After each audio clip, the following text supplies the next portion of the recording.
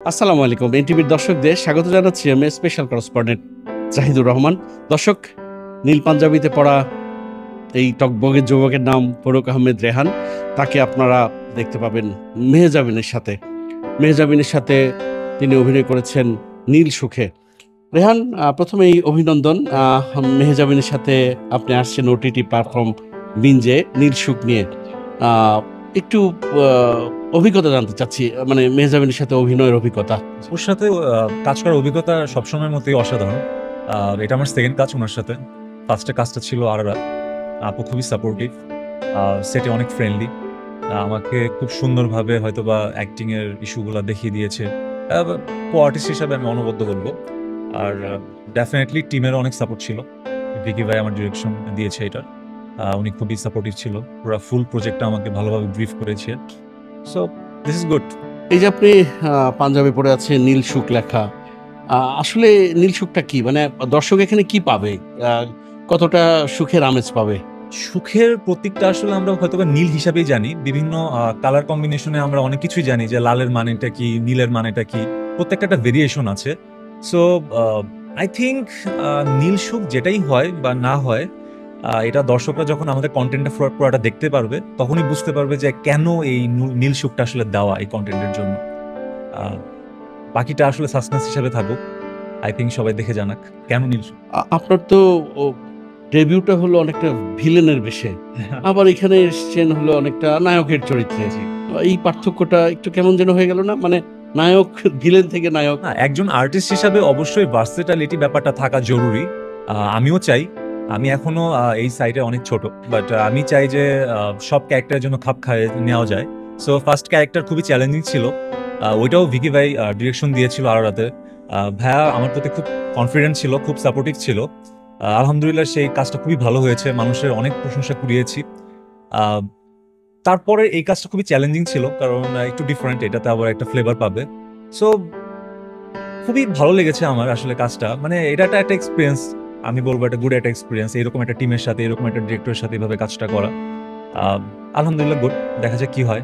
দর্শক আসলে যেভাবে আমাকে চায়, আমি আসলে সেভাবেই থাকতে চাই। এটা all priority goes on to my viewers. Mehjabin চৌধুরীর বিয়ের বাদ্য বাজছে, কেমন অনুভূতি হচ্ছে যার সাথে আপনি স্ক্রিন শেয়ার করেছেন তার বিয়ের খবরে? এটা তো সবারই করা উচিত, একটা টাইম থাকে সবারই। আমি খুবই খুশি। আমিও শুনছিলাম এটাই রিসেন্ট। আমি তাদের জন্য দোয়া করি, তাদের জন্য ভালো থাকে, সুখে থাকে। মেহজাবিন সম্পর্কে কিছু জানতে চাচ্ছি, মানে তার ব্যক্তিগত যেই গুণাবলীগুলো, মানে আপনি একজন কো আর্টিস্ট হিসেবে কোন গুণাবলী আপনাকে খুব আকর্ষণ করেছে? আপুর আসলে প্রত্যেকটা কাজই আসলে মানে বলার মতো। আসলে কি বলবো, আমি আপুর একজন ভক্ত। আমি আপুকে সেটাও অনেকবার বলেছি, আপু আমি আপনার হিউজ বড় একজন ফ্যান। আমি আপনার অনেক মানে অসংখ্য কাজ দেখেছি আপুর। তো যাই হোক, সেটে আপু ভালো প্রফেশনাল, সে খুব কেয়ারিং, প্লাস সে ফ্যান্টাস্টিক একজন অ্যাক্ট্রেস, ডেফিনেটলি এটা বলতে হবে আমার। আর সাথে আপু মানে যেভাবে তার অ্যাক্টিং লাইফটা যেভাবে হোল্ড করেছে এত বছর যাবত, যেভাবে দিচ্ছে আমাদেরকে, আমি খুবই মানে আপুর প্রতি আসলে কি বলবো, এটা আসলে আমিও অনেক কিছু ইন্সপায়ার আপুর থেকে আসলে। সো আপু তার পুরা হোল লাইফ মিডিয়া ক্যারিয়ারটাকে যেভাবে গুছিয়ে নিয়েছে, তার অ্যাক্টিং লাইফ থেকে শুরু করে যাই হোক, সেটা যাই হোক, আপু সব ধরনের অ্যাক্টিং এ, রিসেন্ট আপু প্রিয় মালতী বের হয়েছে, সেটার মধ্যেও সে অনেক ভালো অ্যাক্টিং করেছে। সো আমি আসলে লাস্ট এটাই বলতে চাই, আমি আপুর অনেক বড় একজন ভক্ত। মেহজাবিনের বিয়ের নেমন্তন্ন পেয়েছেন? না, এই কোশ্চেনটা আমি এড়াতে চাই আর কি। আমি এখন আমাকে বলেন যে আপনি আহ, অভিনয় কি করে এলেন? আমি আসলে আমার ফ্যাশন ইন্ডাস্ট্রিতে আমার কাজ করা হতো। সেখান থেকেই আমার যাত্রাপথটা শুরু। স্টার্টিং থেকে স্টুডেন্ট ছিলাম। তখন থেকেই আসলে আশেপাশের পারিপার্শ্বিক সাপেক্ষে আমার ফ্রেন্ড সার্কেলরা সবাই আমাকে ইন্সপায়ার করতো, কবে আমরা পর্দায় দেখছি আপনাকে। বা আমার ভক্তরা অনেক ছিল সেখানে সবাই আমাকে চাইতো যে আমি যেন কখনো ভিজুয়াল পর্দায় আসি। আমি কন্টেন্ট করি বা নাটক করি, ফিকশন করি, ওটিটি করি। তো সেই দিকে একটা দায়িত্ববোধ ছিল। আমারও ইচ্ছা ছিল যে একটা সার্টেন টাইমে আমি ফ্যাশন ইন্ডাস্ট্রিতে কাজ করব। তারপরে তো হ্যাঁ, তারপরে কি করব, তারপরে তো অবশ্যই একটু টেস্ট করতে হবে যে আসলে নেক্সটে কি করা উচিত। তো আমি আসলে অ্যাক্টিং লাইফটাকে চুজ করছি।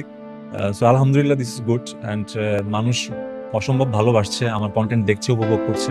আই থিঙ্ক দর্শকরাই আমাকে আসলে আমার প্রপার জায়গাতে হয়তো আরো নিয়ে যেতে হেল্প করবে। আপনার সম্পর্কে জানতে চাই, আপনার বেড়ে ওঠা শৈশব কৈশোর কোথায় কাটলো? আমি এমবিএ করছি ঢাকা ইউনিভার্সিটিতে, আর গ্র্যাজুয়েশন করেছি আমি ইউআইটিএস থেকে। আমি টাঙ্গাইলের সন্তান, টাঙ্গাইলেই বেড়ে ওঠা, সেখানেই আমার স্কুল কলেজ। আর আসলে ইউনিভার্সিটির জন্য ঢাকায় আসা আমার। আগামীর লক্ষ্য কি? আমি চাই যে আমার ভক্তবৃন্দ যারা আছে তারা আমার কাজকে দেখুক, অ্যাপ্রিসিয়েট করুক। আসলে তাদের জন্য আসলে আমাদের কন্টেন্টগুলো করা, এই জায়গাটা আসলে ইন্সপায়ার করে, তাদের থেকে আমরা অনেক ইন্সপিরেশন পাই।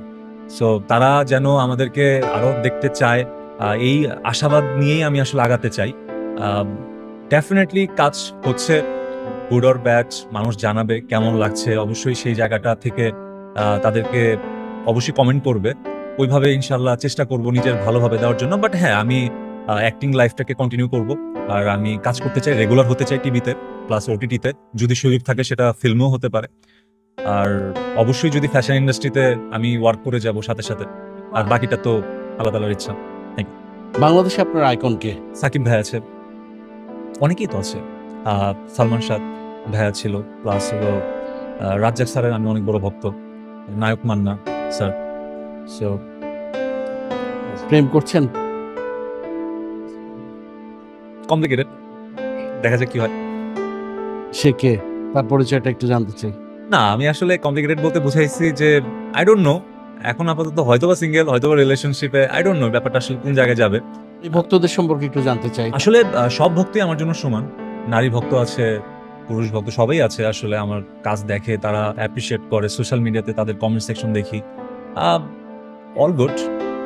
আসলে তাদের প্রত্যেকটা মানুষের একটা ইচ অ্যান্ড ইচ তাদের অ্যাপ্রিসিয়েশন দরকার আছে আমাদের জন্য। আসলে আমি সবার প্রতি খুব রেসপেক্টফুল।